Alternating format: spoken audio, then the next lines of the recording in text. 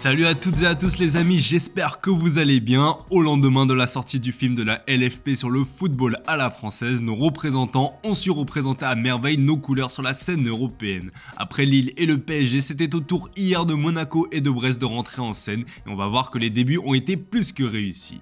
On démarre avec Monaco qui est en plein rêve comme le placard de Monaco matin ce vendredi. Les hommes d'Adi Hutter ont créé l'exploit en battant le Barça d'Hansi Flick. Une victoire 2-1 facilitée par l'expulsion rapide d'Eric Garcia. Porté par ces deux jeunes Akliouche et Ileni Kena, 22 ans et 18 ans respectivement, l'ASM a frappé le grand coup de cette première journée de Ligue des Champions. À 18 ans et 34 jours, Ileni Kena devient le plus jeune buteur de l'histoire de l'AS Monaco, devançant un certain Kylian Mbappé qui avait marqué à 18 ans et 63 jours.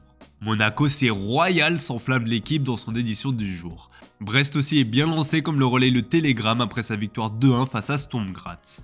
La première de l'histoire du club en Ligue des Champions n'a pas pétrifié les hommes d'Eric Roy, loin de là. Le club breton a joué comme il sait le faire et a fini par l'emporter face au club autrichien grâce à des buts de Magnetti et Sima. Brest et Monaco dans le rythme résument la Provence après cette belle première journée pour nos clubs français en Ligue des Champions. Le bilan est de 3 victoires et d'une défaite, plutôt pas mal. Dans l'Hexagone, il est aussi question d'une news assez insolite. Comme le révèle l'équipe dans ses pages intérieures, Trent Alexander-Arnold veut racheter le FC Nantes. Le quotidien explique que le capitaine de Liverpool possède un fonds d'investissement géré par son père et que sa famille est visiblement très intéressée par le marché français. Après avoir étudié les cas de Saint-Etienne et du Havre, le fonds d'investissement se penche désormais sur la situation des Canaries et le contact a déjà été établi.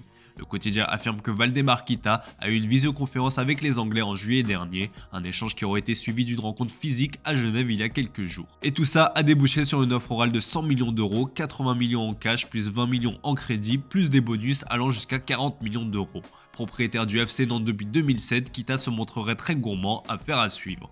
En Catalogne, le réveil a été ô combien compliqué suite au revers du Barça face à Monaco. Après la défaite 3-0 lors du trophée Joan Camper, les Blaugrana se sont donc encore inclinés face aux Monégasques. On peut dire qu'ils se sont tirés une balle dans le pied avec l'erreur fatale de Ter Stegen comme le placard de Mundo Deportivo. Le gardien allemand a mis en énorme difficulté Eric Garcia, expulsé à la suite de l'action. À 10 contre 11 pendant près de 80 minutes, le Barça n'a donc pas su renverser la tendance et concède sa première défaite de la saison. Trop de punitions, regrette le journal Sport, alors que dans l'encart de As, le média s'en prend à Ter Stegen en évoquant le naufrage de ce dernier.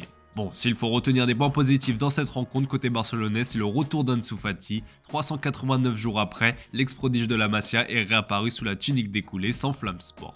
Ansu Fati se sent de nouveau coulé, affirme Mundo Deportivo. Rentré à la 88e minute de jeu, l'Espagnol n'a pas eu le temps de s'illustrer, mais ça suffit à combler de joie la presse catalane. Autre satisfaction, le crack Lamine Yamal, auteur de son premier but en Ligue des Champions sur un exploit individuel dont lui seul a le secret. Avec 4 buts et 4 passes décisives en 6 matchs, l'Espagnol réalise un début de saison canon et confirme son explosion au plus haut niveau.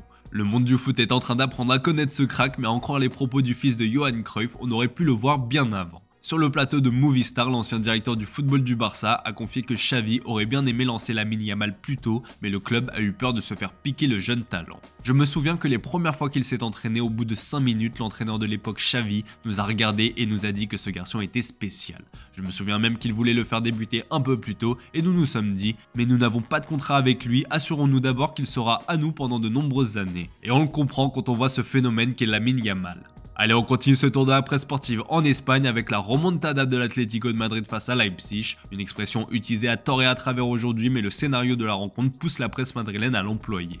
Grâce au but héroïque de Jiménez à la 90e comme le placard le journal AS, Antoine Griezmann et les siens ont renversé le club allemand et remportent ainsi leurs 3 premiers points dans la compétition. C'était fou, s'enflamme le journal Marca. Benjamin Sesko a ouvert la marque avant que Grisou n'égalise. Auteur d'un énorme match, le français a été l'homme de la rencontre. Il a conclu sa partition en offrant la passe décisive sur le but libérateur de Jiménez. Un peu plus tôt dans la journée, le Bayer Leverkusen de Xabi Alonso a écrasé Feyenoord sur le score de 4-0. Une victoire pliée en 45 petites minutes grâce à un doublé de Wirtz, auteur de débuts merveilleux en Ligue des Champions comme le relay Bild.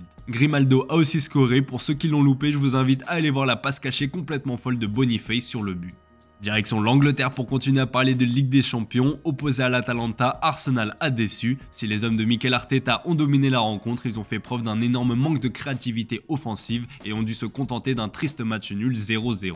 En réalité, le club londonien s'en sort très bien et peut remercier son héros du soir, David Raya. Comme vous pouvez le voir sur la ligne du Daily Express, l'Espagnol a été l'auteur de l'arrêt du siècle. Le gardien d'Arsenal a repoussé dans un premier temps le penalty de Retegui avant de s'envoler pour détourner la tentative de la tête de ce dernier.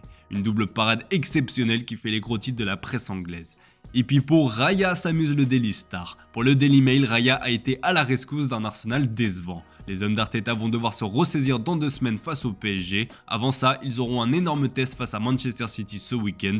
Et bonne nouvelle pour les Gunners comme le rapporte le Daily Star avec l'absence de Kevin De Bruyne. Touché à l'aine face à l'Inter, le maestro belge devrait être préservé par Pep Guardiola qui ne prendra aucun risque avec son joueur si souvent blessé ces dernières années.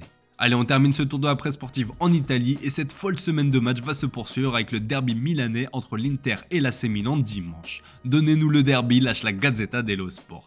Comme chaque année, s'il y a une date en commun à cocher dans le calendrier des supporters des deux camps, c'est bien le derby. Le journal au papier rose lance le duel avec Raphaël Leao d'un côté et Marcus Thuram de l'autre. Ce sera aussi un duel de style entre Simone Inzaghi et Paulo Fonseca comme le relaie le journal au papier rose dans ses pages intérieures. Plus que jamais, l'entraîneur portugais est sur la sellette. Selon le Corriere dello Sport, le nul ne suffira pas à sauver sa peau. C'est la victoire et uniquement la victoire et avec la manière qui est attendue par Zlatan Ibrahimovic. Selon le média, le Suédois travaille déjà sur des pistes pour le remplacer. Comme on vous l'a expliqué dans un JT, les noms de Mauricio Sarri, Edin Terzic et Thomas Tuchel sont étudiés. Mais ces dernières heures, c'est la candidature d'Igor Tudor qui prend le plus de poids. L'entraîneur croate est libre après avoir connu une dernière expérience délicate en mettant fin à son contrat avec la Lazio Rome après seulement 3 mois en poste. Affaire à suivre donc. Voilà les amis, c'est tout pour ce matin. Merci pour votre fidélité, très bonne journée à vous. On se retrouve comme d'hab en fin d'après-midi pour le traditionnel JT Foot Mercato.